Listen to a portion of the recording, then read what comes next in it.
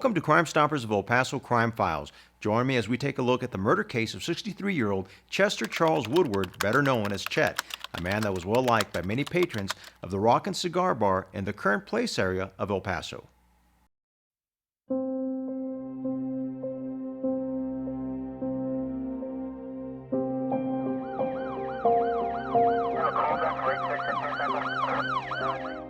We got to know each other very well. I got to know a lot of his history, him coming from the back east in New Jersey and growing up in the Philadelphia area. Chet was well known in that area. He was a former musician, so a lot of people in the music scene knew him. A lot of the bar owners and other patrons knew him. From all accounts we have, he was a guy that a lot of people liked. He was a great musician, and one of the things that I had told him, I said, well, you know, if you're a good musician, maybe you should go to where there's some music that would help your career. You know, maybe Dallas or Austin or Nashville or Memphis. I said you could do $100 gigs all day long out there in a place like Memphis, Tennessee. And he never did. He loved El Paso. He was very well versed in knowing a lot of the musicians and a lot of the roots of the blues and the roots of rock and roll and things like that. So his conversation, when you would talk to him about music, was always interesting. He'll tell you a story about touring. He toured over through Russia, and he's been all over the world. And he toured with some pretty big names. He was patronizing the Rockin Cigar Bar shortly before the incident happened.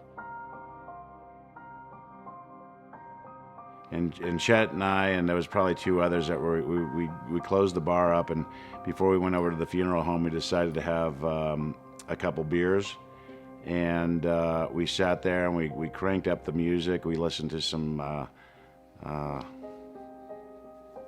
sorry.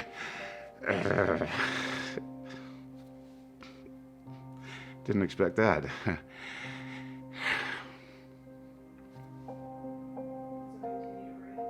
Just before 11 p.m., officers from the West Side Regional Command were dispatched to the intersection of Stanton and Cincinnati, reference the subject down. A passerby had observed a male subject lying in the street right next to the bench for the streetcar stop. That day, we were all in there and kind of doing this, and getting ready to go to a funeral. And it's just when when I heard that Chet had died, or they thought it was Chet on the street, and I was over at the other bar, I thought, nah, that's too much for someone, for God to throw at you all at once. He was transported to University Medical Center, but he did not survive his injuries. He never would get intoxicated. He would pretty much just have just a few beers all throughout the day and just sit there and listen to the music and have conversations with people, and people really liked him and interacted with him well. We know that there's no altercation inside that establishment, and that he left to get back on the streetcar stop as he would normally do. He normally took that streetcar back. By the last stop, he would always get back on it because it stops, I think, at 11 or 12. So routinely, he'd be back on that bus stop.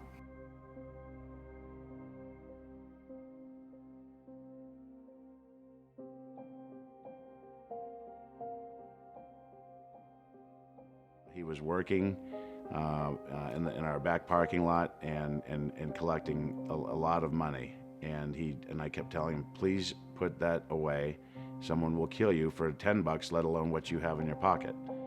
Some people thought he was homeless. He technically wasn't homeless, but he would just stay with different people from time to time.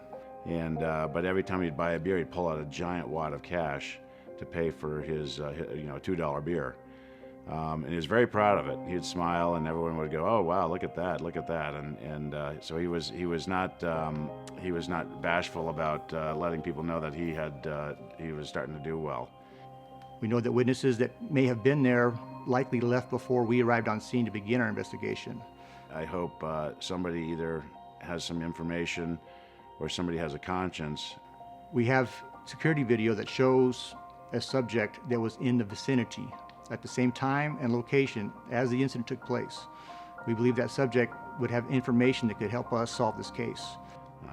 I know the family's very was very hurt about this. They all the family lives up in New Jersey, and we do communicate with the sisters, and I know that they're also really anxious to hopefully be able to put closure in this for this part of this really bad chapter in their lives. We're asking the public, if there's anybody out there that was in that intersection during that night, if they could please come forward with anything they may have seen, even if they believe it's something minor. We'd still like to talk to them and piece this thing together. Thank you for watching, and remember, if you have any information on the murder of Chet, you will remain anonymous by calling Crime Stoppers of El Paso at 566-8477 or via our website, crimestoppersofElPaso.org.